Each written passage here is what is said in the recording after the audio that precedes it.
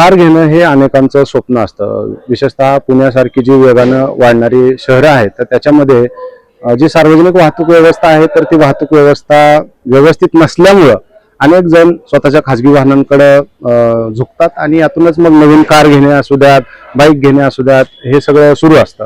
मात्र अनेकदा ज्यावेळेला आपण नवीन कारच्या ऐवजी सेकंड हँड कार घेण्याचा पर्याय निवडतो तर त्यावेळेला अनेकदा ग्राहकांची फसवणूक होते.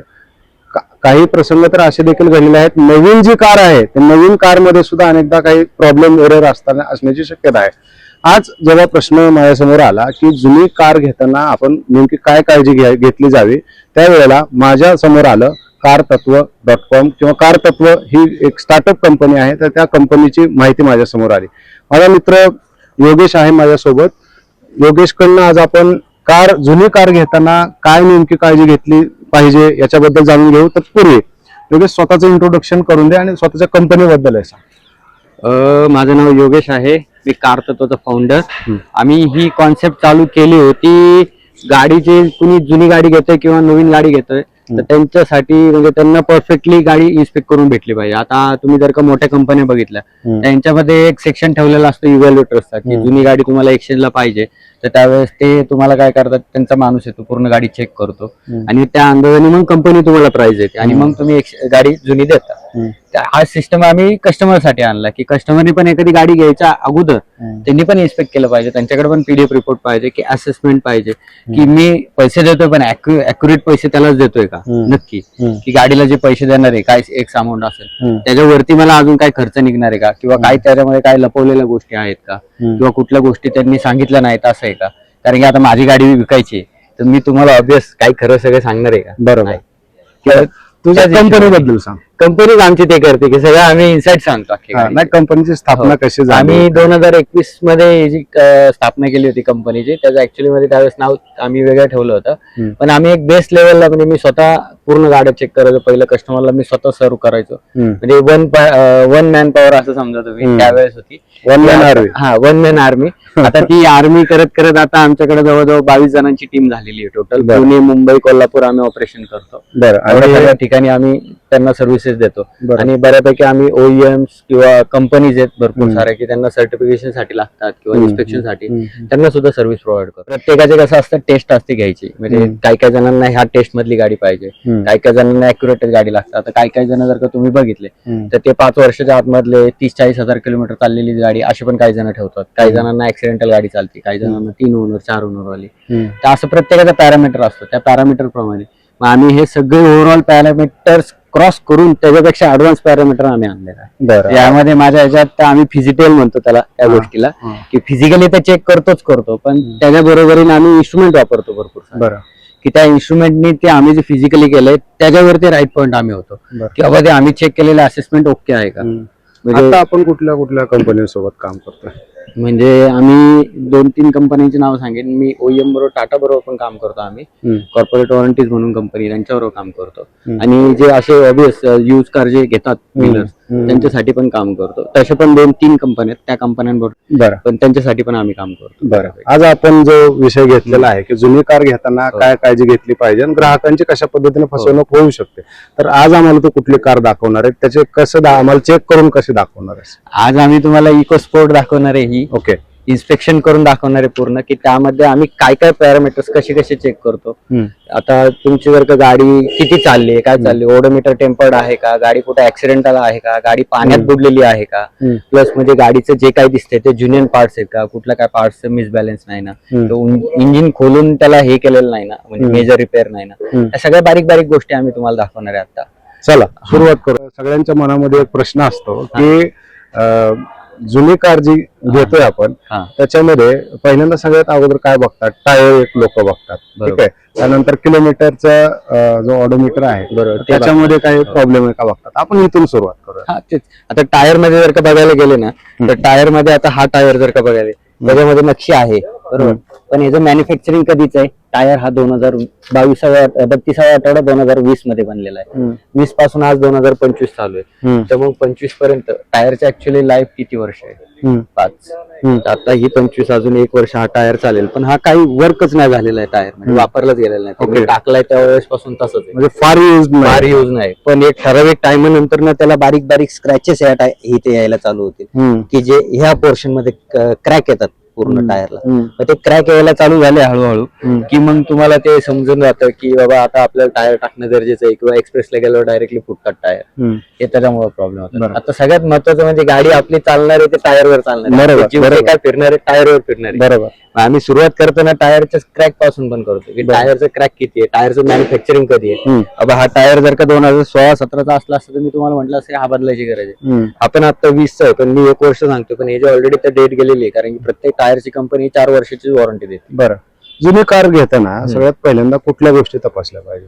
टायर्स आहे, इंजिनची कंडिशन आहे, ऍक्सिडेंटल आहे सगळ्यात महत्वाचं, ओनर आहे, आणि दुसरी गोष्ट म्हणजे तुमचं ओडोमीटर टेम्पर्ड आहे का. आणि आताची जी परिस्थिती आपण बघतोय तर त्यामध्ये गाडी फ्लडेड आहे का नाही हे चेक केलं पाहिजे. आणि जर का BS6 आणि नवीन गाडी असेल तर त्यामध्ये एअरबॅग आहेत तर त्या ऍक्टिव्ह आहेत का, ते चालू आहेत का, किंवा जे काही सेन्सर्स आहेत ते सेन्सर्स ओके आहेत का, हे सगळ्या गोष्टी पण बारीक बारीक बघणं. आता आपण परवा दिवशी गेलो होतो त्यावेळेस कळलं तुम्हाला की सेन्सर्स किती आलेले आहेत, किती महत्वाचं. बरोबर. त्या सेन्सर्स कसे चेक करणार, कसे ते डोळ्याने तर नाही समजणार ना सेन्सर. त्यासाठी एक इन्स्ट्रुमेंट आपल्याला लावायला लागतं. त्यासाठी एक इन्स्ट्रुमेंट आहे, हा OBD स्कॅनर आहे. हा आम्ही आता इथून कनेक्ट करतो आणि डायरेक्टली ECM ला कनेक्ट होतो. त्याच्यामधनं जेवढ्या गाडीमध्ये सेन्सर्स येतात, ABS आहे, EBD आहे, इमोबिलायझर आहे, तुमचे बाकीचे कुठले जेवढे पण सेन्सर येतात हे सगळे सेन्सर्स हा डिटेक्ट करून आम्हाला PDF मध्ये रिपोर्ट. कसं काम करतंय? सगळं स्कॅन करतोय. आता हा रिपोर्ट ओपन झाला. आता यामध्ये आलंय बघा, multiple communication from display one भेटत नाहीत, मेमरी आहे. आता ह्या गाडी कशी, आता ही गाडी सेल साठी उभी आहे, बॅटरी लो होण्याचे चान्सेस असतात येतं थांबून ते ह्यावेळेस एक कोड एरर येतात. आता हे कोड एरर आपण धरणं ग्राह्य नाहीये, म्हणजे हे काही उपयोगाचे नाही. हे बॅटरी लो होऊन येतात, हे वाले एरर आहेत. ह्याच्यामध्ये जर का करंट असेल, ऍक्टिव्ह असेल, शॉर्टिक असेल तर मग ते मेजर आहेत. बरं. किंवा कुठल्या ECM चा काय प्रॉब्लेम असेल, ABS ला कुठं फॉल्ट असेल, फॉल्ट कोड आला, ह्याच्यामधनं सगळं ओपन होतं. ह्याच्यामधनं आम्हाला इव्हन वाटलं तर आम्ही आतमध्ये लाईव्ह टेस्ट सुद्धा घेतो गाडीची. बरं. की लाईव्ह मध्ये आम्ही चेक करतो की त्याचं फ्यूल प्रेशर बरोबर आहे का, म्हणजे ज्यावेळेस डाऊट वाटतो त्यावेळेस. आता ही साधी गाडी आहे म्हणून, पण प्रीमियम गाडी आली तर त्याला लाईव्ह मध्येच आम्हाला घ्यावं लागतं, ती गाडी चालवावी लागते. चालवणे ह्याच्यामध्ये जे आम्हाला इथं रिडिंग्स भेटतात ना ते एकदम प्रॉपर असतात, की याचं डिझेलची सिस्टम ओके, याचे बाकीचे सगळे पॅरामीटर्स ओके, कारण की त्या गाड्यांना इतके सेन्सर आहेत, ह्याच्या 3 पट आहे प्रीमियम गाड्यांना. बरं. आता हे झाले एक इलेक्ट्रॉनिक्स, ह्याच्यामध्ये सगळं इलेक्ट्रॉनिक्स गाडीचं आहे. आता ह्याच्या जर का मीटर बरोबर काही छेडछाड झाली असती तर यामध्ये डायरेक्टली आलं असतं की जे आपलं मीटर आहे त्याच्याबरोवरती हिस्ट्रीमध्ये काहीतरी छेडछाड झालेली आहे, हे ह्याच्यामध्ये दाखवतं. ते सगळं त्याच्यामध्ये आलं, डिटेक्ट झालं की आता ह्या गाडीचं स्टेअरिंग, आता 50,000 किलोमीटर चालवताना माणूस स्टेअरिंगवर बसूनच चालवतो. बरोबर. त्याला सीटवर बसावंच लागतं. हा सीटचा फोम पण तेवढा दबलेला असतो. ह्याच्यामध्ये जर का रिव्हर्स मारलं तर ते फोमची पण कंडिशन वेगळी असते. गिअरचा लिव्हर तुम्ही कंटिन्यू टच मध्ये असता, क्लच, ब्रेक, एक्सलेटर हे कंटिन्यू युजिंग असतात, पॉवर विंडोची बटन. ह्याच्यावरनं आम्हाला अजून थोड्याशा गोष्टी कळतात की गाडी ऍक्च्युअली किती चालली, किंवा इंजिनची कंडिशन येते त्यामध्ये, की इंजिन किती चाललंय, कसं चाललंय, किंवा त्याचे जे साऊंड्स आहेत त्या साऊंड्स वरनं पण समजून जातं की काय त्याच्यामध्ये ऍक्च्युअली मध्ये काय प्रॉब्लेम आहे. बरं, कार जरी बाहेरनं चांगल्या स्थितीमध्ये असेल तरी आतून खराब आहे हे कसं बघितलं जातं? आतून सांगा. आता हे जे पंचेस आहेत हे पंचेस कंपनीकडनं आलेले आहेत. आता ह्याला मी रिपेअर केलं ते सगळे प्लेन होतं, सगळं प्लेन असतं रिपेअर केल्यानंतर. हे पंचेस कंपनीकडनं रोबोटिक्स आहेत, त्यामुळे ते बरोबर त्या लाईनीला आहेत, तेवढ्या अंतरावर आहेत. आणि ते ह्याच गाडीचे नाही, प्रत्येक गाडीचे तुम्हाला असे सेम दिसतील, म्हणजे ह्याच लाईनिंगला असतात. आता ह्यामध्ये रिपेअर केलं तर सगळ्यात महत्वाचं काय, 2 पॉईंट दिसतात इथे, पॉईंट दिलेले आहेत, ते पॉईंट मॅचअप होत नाहीत. ओके. ते पॉईंट निघून जातात गरम केलं, कारण की ते ठोकताना सरळ करताना गरम करावं लागतं. गरम करताना हे सगळे निघून जातात. ओके. मला एक काय प्रश्न, साधा प्रश्न आहे, सगळ्यात जास्त कशा पद्धतीने फसवणूक होते जेव्हा जुने कार खरेदी विक्री होते ना, त्यावेळेला कस्टमरची सगळ्यात जास्त कशा पद्धतीने फसवणूक होते? त्याच्यामध्ये सर आता हे तुम्हाला वाटतं की ह्याच्यामध्ये ज्या लाईट्स वगैरे दिसतात हे होतं, पण आपण ह्याच्यामधनं त्या लाईट्स पण हाईड करून ठेवू शकतो. भरपूर वेळा किंवा भरपूर वेळा करून ठेवलेल्या असतात. ओके. आपण ते एअरबॅग असलेली गाडी घेतो की आपला काहीतरी झालं ऍक्सिडेंट वगैरे की त्याच्यामधनं एअरबॅग आपला जीव वाचावा. पण भरपूर वेळा ते एअरबॅगचं मॉड्यूल त्याला जर का काय प्रॉब्लेम झाला असेल तर ते एअरबॅग ओपन होत नाही. मग हे समजणार कसं? ते अपघात झाल्याशिवाय तर समजणार. अपघात झाल्याशिवाय नाही समजू शकत. दुसरं त्याला पर्याय की ह्याच्यामधनं समज.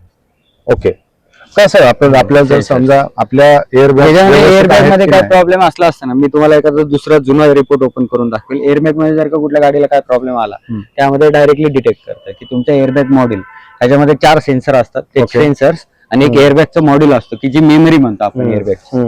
ती मेमरी रीड करत असते की माझा इन्सिडेंट झालाय की कितीच्या स्पीडला झालाय काय झालाय. जर का तुमचा एअरबॅग फुटायच्या जवळपास जर का झाला म्हणजे एखादा कुत्रा आडवा आलं किंवा कुठं असं धडकलं थोडंसं तर त्यावेळेस ते हिट होऊन ते मेमरी त्यामध्ये स्लॉट होती. स्लॉट होऊन म्हणजे मेमरी फीड होऊन जाते. मग त्यानंतर तुमच्या एअरबॅगची लाईट ओपन होती किंवा नाही होत हे कन्फ्युजन. पण ते सगळं कन्फ्युजन ह्याच्यामधनं दूर होऊन जातं. बरं, समजून जातं. बरं. आता सुरुवातीला बोलताना तू 2 प्रकारचा एक उल्लेख केला. एक अपघातग्रस्त आणि एक पाण्यात किंवा पुरामध्ये अडकलेली कार, त्याच्यामुळे जी डॅमेज कार झालेली असते. अपघातग्रस्त कार आहे पण त्याला काही वेळेला पेंटिंग वगैरे करून फसवणूक होते. अपघातग्रस्त कार आहे हे कसं ओळखायचं? अपघातग्रस्त कार साठी आपल्याला आता जे हे पंचेस दाखवले ते पंचेस एक पॉइंट आहे. दुसरं पॉइंट तुमच्या ऍप्रॉन्स येतात. तिसरे पॉइंट डोअरला तुमच्या हे सील येतात तिथे. बरोबर. हे सील्स महत्वाचे असतात की आहे जर का डोअर तुमचा रिप्लेस झाला तर हे सील्स येत नाही दुसऱ्या डोअर बरोबर. हे फक्त कंपनीच्या प्रोडक्शन बरोबरच येतात. ओके. बरं. आणि पुरात अडकलेली गाडी असेल तर त्यांच्या सीटच्या खाली इथे रस्टिंग पकडलेलं असतं भरपूर साऱ्या गोष्टींना. डॅशबोर्डच्या खाली चिक्कल असतो. अशा भरपूर सारे इतके पॉइंट्स आहेत की ते पॅरामीटर हळूहळू चेक करता करता त्या ठिकाणी ते भेटतं. आणि ईसीएम ला जर का पाणी लागलं तर ईसीएम ओरडून आपल्या ओबीडी मध्ये सांगतोच. बरं. की मी वॉटर डिटेक्ट झालंय. बरं. किंवा इव्हन आपल्या त्यांच्या पेट्रोलच्या टाकीमध्ये जरी पाणी असेल तरी वॉटर इन फ्युल हे सुद्धा सेन्सर डिटेक्ट करून सांगतो. बरं. आत्ताच्या घडीच्या गाड्या. आता ह्या सगळ्यामध्ये कारमध्ये इंजिन तर खूप महत्वाचं. इंजिनाची ऍक्च्युअल स्थिती काय आहे हे आणि कॅपॅसिटी काय आहे, सद्यस्थिती काय आहे इंजिनची हे कसं आपल्याला कळणार?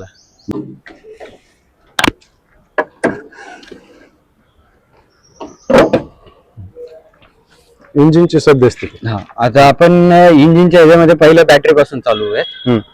बॅटरीची कंडिशन कुठली आहे, बॅटरी कधीची आहे, नवीन आहे का जुनी आहे, त्याचं मॅन्युफॅक्चरिंग डेट काय हे सगळं आपण चेक करतो त्यामध्ये. बरं.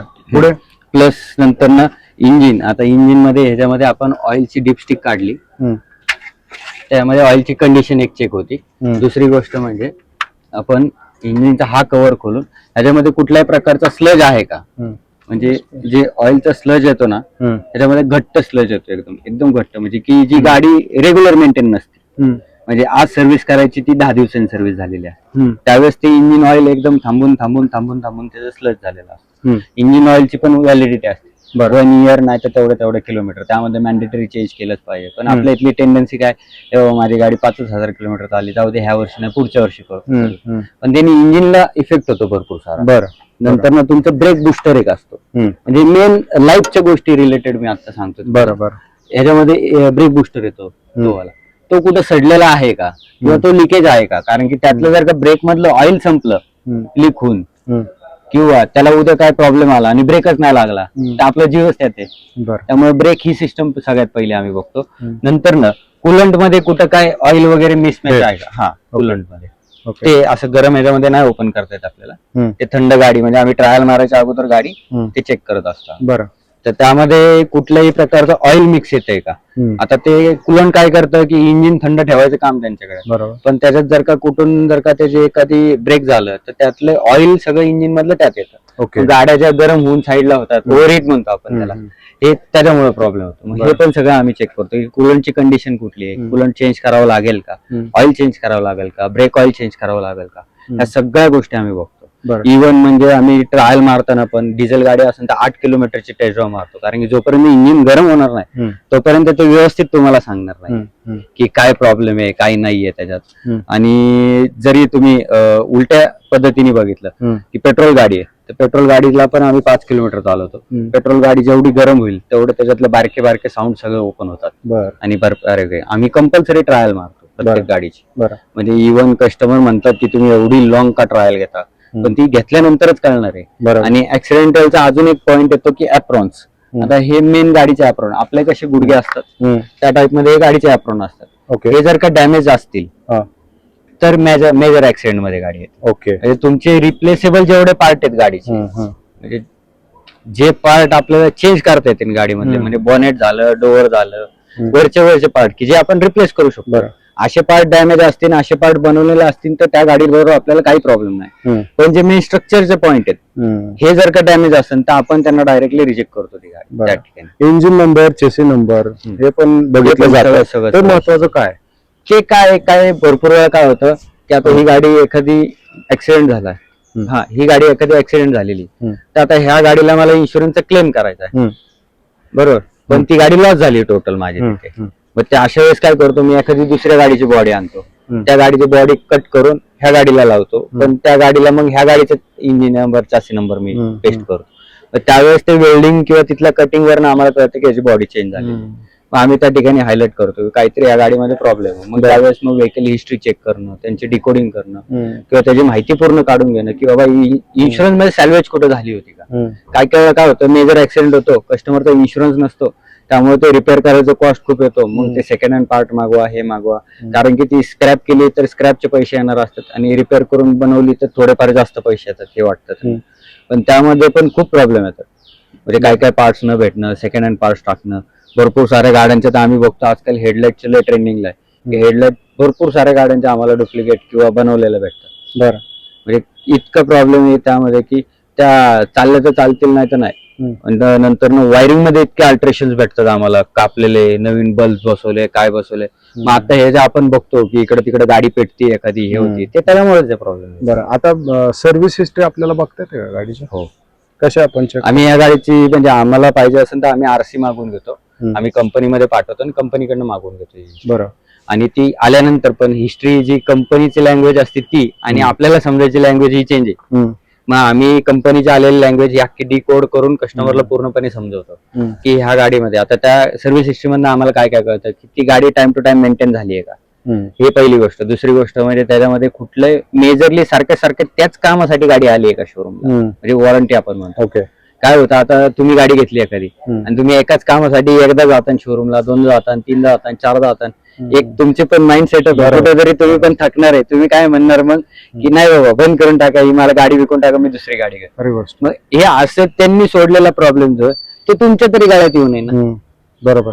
आणि हे असे पण आम्ही क्रॉस चेक करतो. टेस्ट ड्राईव्हचा आता मग तुझ्या बोलण्यात उल्लेख आला.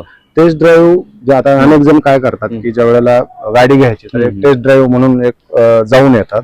ठीक आहे, थोडे लांब थोडंफार दूर जाऊन येतात. बरोबर. टेस्ट ड्राईव्ह करतानाच गाडीमध्ये काय प्रॉब्लेम आहे हे कसं कळू शकतं? टेस्ट ड्राईव्ह मध्ये आपल्याला म्हणजे मी सांगतो ना की टेस्ट ड्राईव्ह फक्त टेस्ट ड्राईव्ह घेतली तर अख्खी गाडी कळेल असं नाही का.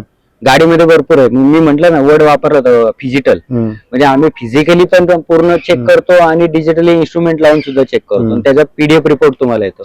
प्लस म्हणजे आपण जे काही गाडी चालवतो ना त्यामध्ये आपल्याला काय समजतं, सगळ्यात महत्वाचं सस्पेन्शन आहेत, टायर्स आहेत, टायरचं आहे का, अलाइनमेंट आहे का गाडीची, ह्या सगळ्या गोष्टी आपल्याला अप्रोन असतात.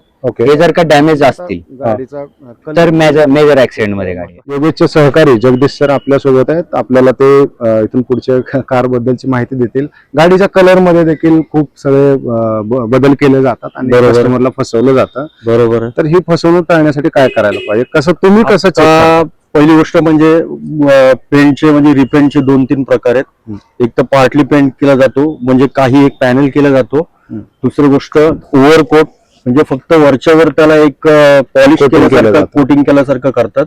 तिसरा आहे मेजर रिपेंट, जो की ऍक्सिडेंट झाल्यावरच करतात.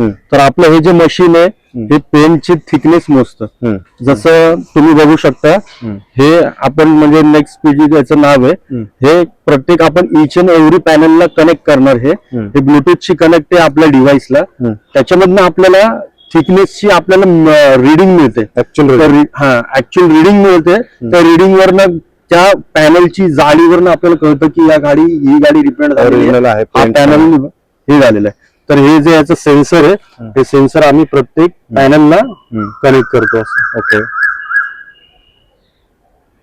आणि इव्हन एकाच पॅनलला जवळजवळ 2 ते 3 वेळा आम्ही ते कनेक्ट करतो. कारण की कधी कधी काय होतं, हा पार्टली रिपेंटेड असतो. म्हणजे हा भाग ओरिजिनल पेंट असतो आणि हा भाग रिपेंट केलेला असतो. ओके. मग तो फक्त कलर मॅच वगैरे करायसाठी हे प्रकार होतात. त्यामुळे आपल्याला या मशीन मध्ये कळून जातं की कुठलं पॅनल रिपेंट कळणार कसं? आता हे आपल्या ऍपशी कनेक्टेड असतं. तुमच्या ऍपमध्ये आपल्यामध्ये त्याच्यामध्ये इव्हन MM मध्ये थिकनेस दाखवतात त्याची. ओके. तर थिकनेस मुळे आपल्याला कळतं की त्याच्यामध्ये जर तुम्हाला रेड मध्ये दाखवत असेल तर रेड मध्ये असेल तर ते फुल पेंटेड आहे. आणि येलो मध्ये दाखवत असेल तर ते ओव्हर कोटेड आहे. या गोष्टीमुळे आता इथं तुम्ही जी स्क्रीन बघत असाल ती पूर्ण आता ग्रीन दाखवते. आता मी हे कनेक्ट करतो इथे. हे तुम्हाला रिडिंग दाखवत असेल आणि इथे खाली पण लिहून आलेले paint layer is original. Okay. त्यामुळे केलं जातं. हो असं. आणि जर कुठे रिपेंट असेल तर ते पूर्णतः आपल्याला रेड कलर मध्ये दाखवतो. ओके. ओके. ही पण ओरिजिनल. आणि हे जे रिडिंग दाखवतोय याची थिकनेस आहे, पॅनलच्या पेंटची थिकनेस. बरं. कारण नुसता पेंट नसतो गाडीच्या लेअरवर, त्याच्यामध्ये पुट्टी वगैरे पण लावलेली असते. आणि आता तुम्ही बघताय थोडी धूळ पण आहे, तरी पण हे अॅक्युरसी 99% आहे याची. बरं. ओके. बरं. गाडीचा एसी पण खूप महत्वाचा असतो. हो, एसी तर खूप महत्वाचं आहे. काम करतोय की नाही हे कसं कळणार आपल्याला? एसी तर आता खूप महत्वाचं आहे. कारण की आता मोठ्या शहरामध्ये एसी नसेल गाडीमध्ये तर गुदमरल्यासारखं होतं. आणि ग्लोबल वॉर्मिंगमुळे तुम्हाला माहितीच असेल गरमी किती होते. तर तुम्हाला सरळ सिंपल आपल्याकडे हा एसी गेज आहे. हा आपण एसीच्या वेंट मध्ये हे करतो.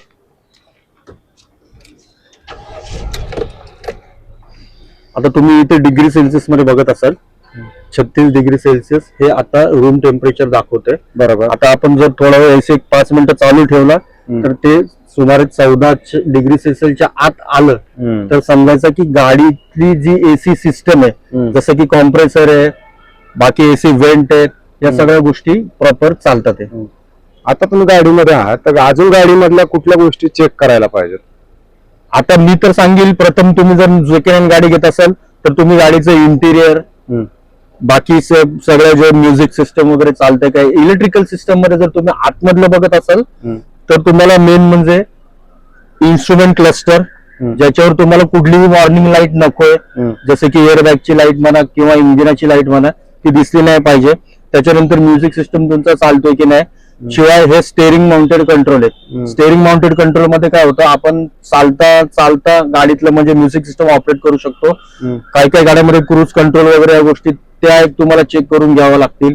इंडिकेटर्स वगैरे जिथनं वायपर इथनं सगळ्या छोट्या मोठ्या गोष्टी आहेत. केबिन लाईट म्हणा, सनरूफ असेल तर सनरूफ म्हणा, या सगळ्या ज्या सिस्टम आहेत ना त्या सगळ्या तुम्हाला त्याच्यामधनं आतमध्ये इंटिरियर मध्ये चेक करून मिळतात आपल्या इथे. आता तुम्ही बघत असाल की हे 13च्या आसपास आलेलं आहे. त्यामुळे एसी ओके. बरं. एसीचा कॉम्प्रेसर पण ओके, म्हणजे एसीचं ओव्हरऑल सिस्टम जे गाडीमधले ते ओके. ठीक आहे, हे झालं एसीचं. इंटिरियरचं मग मी तुम्हाला बाकीच्या गोष्टी तुम्हाला आमच्या जे चेक पॉइंट्स आहेत त्याच्यामध्ये आम्ही वायपर वगैरे चेक करून देतो. वॉशर त्याचा चालतोय की नाही चेक करून देतो. हेडलाईट चालतायत की नाही, चारी इंडिकेटर्स चालतात की नाही. रिव्हर्स केल्यानंतर जर तुमच्या गाडीमध्ये कॅमेरा असेल तर त्या कॅमेरामध्ये इमेज क्लिअर येते की नाही. परत तुमचे हे तुम्ही बघत असाल हे जे बटन्स आहेत पॉवर विंडोजचे, हे वर खाली वगैरे होतात की नाही, किंवा कुठलं मिसिंग आहे. परत तुम्हाला हे ऑटो जे मिरर आहेत ते मिरर पण आम्ही चेक करून देतो की चालतात की नाही. कारण की हे जर मिररचा एखादा मोटरचा प्रॉब्लेम असेल तर ती मोटरची कमीत कमी किंमत सुमारे 3000 रुपये. त्याच्यामुळे ती कॉस्ट तुमच्या गाडीच्या ह्याच्यामध्ये ऍड होते. मग ते आम्ही एक रिपोर्ट तुम्हाला सांगतो की जेणेकरून तुम्हाला लक्षात येईल की ही गाडी घेतल्यानंतर मला जवळजवळ एवढा खर्च करावा लागेल. बरं, आता आणखी काही प्रश्न आहेत माझे जे आरटीओ आणि त्या कागदपत्रांशी संबंधित आहेत. बरोबर आरटीओशी संबंधित जुनी गाडी घेताना मोस्टली आरटीओशी संबंधित कुठला खटला किंवा काही लॉ काही प्रॉब्लेम आहे का, सिग्नल व्हायोलेशन वगैरेचे चलन वगैरे आहेत का, या गोष्टी आपल्याला चेक करून घ्याव्या लागतात. त्याच्यानंतर मग दुसरी गोष्ट, तुमची जी गाडी आहे ती कुठल्याही बँकेचे म्हणजे त्याच्यावर हायपोथिकेशन आहे का, म्हणजे त्या गाडीवर कुठल्याही बँकेचं लोन होतं का किंवा सध्या परिस्थितीमध्ये आहे का, हे तुम्हाला कळलं तर मग ते इझी जातं. कारण की कधी कधी काय होतं, पहिल्या कस्टमर कडनं काही चुकीच्या गोष्टी घडलेल्या असतात की लोन रिपेमेंट झाले नसतात, त्यामुळे ते क्लिअर होऊन जातं. त्याच्यानंतर मग तुमची गाडी कितव्या ओनर आहे त्याच्यावर स्पष्टपणे लिहिलं असतं, सिंगल, सेकंड, थर्ड, म्हणजे त्या एक सोपा अर्थ सांगायचं झालं तर आपल्याला कळतं की ही किती ओनर गाडी झालेली, त्याप्रमाणे गाडीच्या व्हॅल्युएशन वरून फरक पडतो. बाकीचे मग कुठल्या सिटीमध्ये रजिस्टर वगैरे काय, या सगळ्या गोष्टी तुम्हाला कागदोपत्री कळतील. दुसरी गोष्ट, महत्वाची गोष्ट म्हणजे जर तुम्ही जुनी गाडी घेताय तर त्याचबरोबर आरसी इतकंच महत्वाचं इन्शुरन्स आहे. बरोबर. कारण की इन्शुरन्स म्हणजे एक आपल्या म्हणजे सेफ्टी सिस्टम मध्येच आपण त्याला काउंट करूया. तर तो इन्शुरन्स घेताना शक्यतो कुठल्या प्रकारचा इन्शुरन्स आहे, थर्ड पार्टी एक इन्शुरन्स असतो, फुल इन्शुरन्स असतो, झिरो डेप्ट असतो. मग तो फक्त तुम्हाला ओळखून घ्यायचा आहे. जर तो थर्ड पार्टी असेल तर त्याचे फायदे कमी असतात, जर कॉम्प्रिहेन्सिव्ह असेल तर त्याचे फायदे जरा जास्त असतात. त्यामुळे त्याच्याबद्दल तुम्हाला ऑनलाईन पण कळून जाईल की काय आहे वगैरे. तर या दोन ज्या गोष्टी महत्वाच्या कागदोपत्री ज्या आहेत, आरसी आणि इन्शुरन्स, या गोष्टी तुम्ही चेक करून घ्या. बाकीच्या पण गोष्टी आहेत जसं की पीयूसी वगैरे, ते नॉर्मली 5-10 मिनिटाचं काम आहे, ते होऊन जातं. गेले अनेक वर्ष झालं आता तुम्ही या क्षेत्रामध्ये काम करत आहेत. कस्टमरच्या सगळ्यात जास्त तक्रारी काय येतात तुमच्याकडे? मग टेक्निकली जर म्हटलं तर तसं गाडीमध्ये इंजिनाचे प्रॉब्लेम वगैरे असतात. त्याच्यामुळे कसं असतं, ते जे छोटा प्रॉब्लेम नसतो, इंजिनाशी रिगार्डिंग कुठलाही प्रॉब्लेम आला तर तो हजारोमध्ये जातो. बरं. त्याच्यामुळे कस्टमरची मेन कंप्लेंट असते की आम्हाला गाडी जर तुम्ही बॉडी लाईनला कमी जास्त असेल सेकंड हँड मध्ये तरी चालेल, पण आम्हाला इंजिन हे एकदम परफेक्टच पाहिजे. बरं. हे महत्वाची कस्टमरची अपेक्षा आमच्याकडनं असते. त्याच्यामुळे कस्टमर आमची सर्व्हिस निवडते. बरं. कारण की आपण इंजिनवर मेन फोकस करतो. जसं की तुम्ही ओबीडी स्कॅनर योगेश सरांनी पण तुम्हाला दाखवलं असेल, ओबीडी स्कॅनर मध्ये गाडीतल्या टेक्निकली जेवढ्या गोष्टी आहेत, इलेक्ट्रिकल जेवढ्या गोष्टी आहेत, मेकॅनिकल जेवढ्या गोष्टी आहेत, त्या सगळ्या कळतात. म्हणजे गाडीची नस आपल्याला कळून जाते. त्यामुळे ते एक आपण त्या रिपोर्टमुळे आपण कस्टमरचं सॅटिस्फॅक्शन करू शकतो. सर, अनेकदा आता आपण बघतो पुण्यामध्ये जुन्या गाड्या विक्रीसाठी उपलब्ध असतात, तर त्या गाड्या मुंबईच्या वगैरे जास्त गाड्या असतात, तर त्यांची किंमत पुण्यामध्ये आल्यानंतर कमी किमतीमध्ये कसं विकणं परवडतं लोकांना? तो वातावरणामुळे तिकडच्या मुंबईचं, तुम्ही इव्हन मुंबई नाही, जर तुम्ही कोकण विभाग पूर्ण बघत असाल तर तिथे कसं असतं, खाऱ्या वाऱ्यामुळे, तिथे दमट वातावरणामुळे गाडीचं जे मेटल असतो पत्रा, त्याला रस्टिंग लागण्याचं प्रमाण जास्त असतं. जशी आपण गाडी धुतो, गाडी आपण पुसतो, पण गाडीतले काही काही असे भाग असतात तिथं पाणी तसंच राहतं. बरं. ते लवकर कोरडं होत नाही, साफ होत नाही. त्यामुळे ते जे मेन पार्ट्स आहेत तिथे रस्टिंग लावायला सुरुवात होते आणि ते वाढत, रस्टिंग एक लाईक कॅन्सर असतं, ते वाढत जातं आणि त्याच्यामुळे कसं होतं की त्या गाडींची प्राइसिंग कमी होतं कम्पेअर टू पुणे कार्स. जर मुंबईमध्ये जर तुम्ही मुंबईची गाडी पुण्यात विकायला आणली तर ती कम्पॅरेटिव्हली पुण्याप्रमाणे कमी भावात विकली जाते. बरं. आता आणखी एक माझा प्रश्न आहे की अनेकदा काय होतं की स्वस्तात कार भेटतात, बरोबर, लोक स्वस्तात कार मिळते म्हणून ताबडतोब घ्यायला जातात. अशा लोकांना तुमचा काय सल्ला असणार आहे? हे बघा, आता गाडी महाग घेणे स्वस्त घेणे हा त्यांच्या बजेटनुसार प्रश्न आहे. पण मी माझ्या कंपनीतर्फे एकच म्हणेन, तुम्ही गाडी कुठलीही घ्या पण ती तपासून घ्या. कारण की कमी बजेटची पण गाडी असू दे किंवा जास्त बजेटची गाडी असू दे, शेवटी तुम्ही घेता ते तुमच्या मेहनतीच्या पैशाने घेता. त्यामुळे हा तुमचा हक्क आहे की तुम्ही, आणि गाडी एक अशी गोष्ट आहे की आपण ती दरवर्षी, दर 6 महिन्याला घेत नाही. आपण कमीत कमी 2 ते 3 वर्षाने ती गाडी घेतो. जो नवीन शिकणारा असतो तो 1 वर्षभर 2 वर्षभर हात साफ करून मग त्याचं स्वप्न असतं की मी नवी कोरी करकरीत गाडी घेईल. त्याच्यामुळे मी असं म्हणेल की लो बजेट कार घ्या किंवा हाय बजेट कार घ्या, तर ती फक्त चांगली चेक करून घ्या टेक्निकली, ज्याच्यामुळे तुम्हाला पण पश्चातापाची वेळ येईल. बरं. आता इलेक्ट्रिक गाड्या खूप सगळं प्रमाण वाढत चाललेलं आहे. बरोबर आहे. इलेक्ट्रिक गाड्यांच्या बाबत तुम्ही काय वेगळ्या पद्धतीने काय चेक करताय, काय करताय? इलेक्ट्रिकल गाडींच्या बाबतीमध्ये जे बाकीचे पॅरामीटर्स आहेत, जसं की बॉडीचं पॅरामीटर आहे ते पेट्रोल डिझेल मध्ये पण आपलं सेम आहे. इंटिरियरचे पॅनल जे आहेत ते पण सेम आहे. ओबीडी स्कॅनर ते पण सेम. फक्त कसं असतं, त्या गाडीमध्ये इंजिनच्या ऐवजी मेन बॅटरी हा पार्ट असतो. बॅटरी लाईफ हा, आणि कसं असतं आजकालच्या बहुतेक टाटापासून जे मेजर इलेक्ट्रिकल जे मॅन्युफॅक्चरर्स आहेत ते लाईफ टाईम वॉरंटी देतात ते, की म्हणजे 15 वर्षामध्ये तुमच्या गाडीच्या बॅटरीला काही होऊ द्या, ती गाडी ती बॅटरी आम्ही रिप्लेस करून देऊ. त्याच्यामुळे तसं काय स्पेशली त्यांनी पण काही प्रोव्हिजन दिलेलं नाही की बाबा तुम्ही गाडीचं बॅटरीचं टेस्टिंग असं करू शकता. पण तरी पण आपला जो ओबीडी स्कॅनर आहे त्याच्यामध्ये पण आपण एक ऍटलिस्ट बॅटरीची लाईफ आपण चेक करू शकतो आणि चार्जिंग कॅपॅसिटी पण चेक करू शकतो. बरं, कस्टमर आता जे कस्टमर आहेत तर त्यांना जर आता तुमच्या कंपनीकडनं त्यांची गाडी चेक करायची असेल तर तुमच्याशी संपर्क कसा साधायचा ते सांगायचं. आता तसं तर आमची कंपनी म्हणजे आमचे जेवढे सगळे माहिती वगैरे तुम्हाला सोशल मीडियाच्या कुठल्याही प्लॅटफॉर्मवर जा, इंस्टाग्रामवर जा, फेसबुकवर जा, आमची वेबसाईट पण आहे. तर तुम्ही कार तत्व या नावाने तुम्ही सर्च करू शकता. पुढे तुम्हाला आमचं सर्व्हिस कुठल्या सिटीमध्ये अवेलेबल आहे. आम्ही आता भरपूर सिटीज मध्ये रिच करतोय. पुणे मुंबई तर आपला आहे, कोल्हापूर पण आहे. त्याच्यानंतर आम्ही अजून जसं कस्टमर रिस्पॉन्स वाढतो तसं आम्ही बाकीच्या सिटीज पण कव्हर करतोय. पण सध्या तुम्हाला याच्यावर आणि आमचा एक नंबर पण आहे तो मी तुम्हाला याच्यावर देतो. त्या नंबरवर पण कॉल करून तुम्ही आमची प्रायर वन डे तुम्ही सर्व्हिस तुम्हाला एक दिवस पण आधी बुक केलं मिळू शकतं. शेवट सांगा सर, नवीन गाडी घेणं जास्त बेनिफिशियल आहे की जुनी गाडी घेतली तरी सुद्धा चालू शकतं? हा प्रश्न तुम्ही विचारला तो एकदम बरोबर आहे. पण हे आम्ही ऍज अ कस्टमर अँगलने बघितलं तर डिपेंड आपण कस्टमरचा बजेट किती आहे. आणि तो समजा नवीन शिकतो तर तो डायरेक्ट नवीन गाडीकडे घेणार नाही. तर तो काय करेल, एखादी जुनी गाडी घेईल, तिच्यावर हात साफ करेल, क्लीन होईल त्याच्यावर आणि त्याच्यानंतर नवीन गाडीचा विचार करेल. पण तरी पण नवीन गोष्ट ही शेवटी नवीनच असते. बरं, त्याच्यामुळे नवीन गाडीकडे मी म्हणजे जास्त प्रेफरन्स असेल ती नवीन गाडी तुम्ही घ्या. कारण कसं आजकाल नवीन गाड्या भरपूर मार्केटमध्ये तुम्हाला इतके ऑप्शन आहेत, प्लस टेक्नॉलॉजी एवढी चांगली झालेली आहे. परत आता हे BS6 वगैरे जे व्हेरियंट आहे ते खूप छान छान आहे. ऍडस वगैरे आलेले आहेत, सिस्टम आलेले आहेत सगळे. तसं तुम्हाला ते जुन्या गाड्यांमध्ये ऑप्शन कमी जातं. सर, उंदरांचं एक पुण्यामध्ये तर खूप सुळसुळाट आहे. पुण्यामध्येच नाही सगळीकडेच असतं. आणि छोटे छोटे वायरी कुरतडतात, अनेक डॅमेज करतात उंदर. उंदरांच्या त्रासापासून कसं वाचायचं सर? तर त्याआधी मी तुम्हाला सांगतो, उंदरांचा त्रास हा ज्या आपल्या दोन्ही मेट्रो सिटीज ज्या मेट्रो सिटीमध्ये आहेत तिथे जे वर्दळीचे भाग वगैरे जिथे आहे, जिथे उघड्यावर खाद्यपदार्थ वगैरे टाकतात किंवा उघड्या मैदानावर सगळीकडे त्रास आहे. आणि तो त्रास दोन्ही गाड्यांसाठी. जर तुम्ही सेकंड हँड घेत असाल तर ती पण टेस्टिंग तुम्ही करून घ्या. नवीन गाडी घेतात तर ती पण टेस्टिंग करून घ्या. कारण की उंदराला काही नाही, उंदराला गाडी आणि वायर, मग ती नवीन असो जुनी असो सेमच आहे. त्याच्यामुळे नवीन गाडी पण तुम्ही जर घेत असाल तर त्याची पण आम्ही वायरिंग वगैरे तुम्हाला टेस्टिंग करून देतो. दुसरी गोष्ट, आता उंदरांसाठी उपाय तुम्ही जर म्हणताल तर काही म्हणजे तुम्ही असं जुगाडी उपाय पण आहेत आणि काही कंपन्याच आहेत.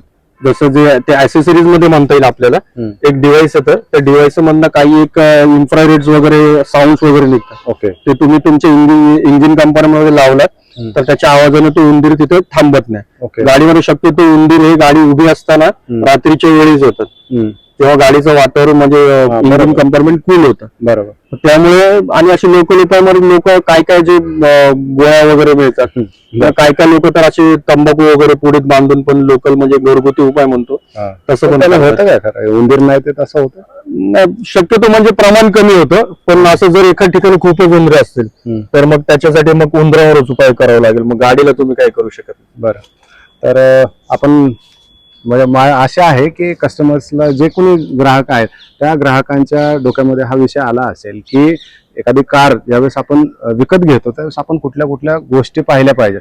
आणि हे काम जर स्वतः तुम्हाला जमत नसेल तर कार तत्ववाले सर आहेतच आपल्यासोबत. त्यांनी सोशल मीडियाचा त्यांचा ऍड्रेस सांगितला आहे. आपला नंबर सुद्धा आम्ही तुम्हाला डिस्क्रिप्शन मध्ये टाकतो. तो नंबर सुद्धा तिथे तुम्हाला अवेलेबल असेल.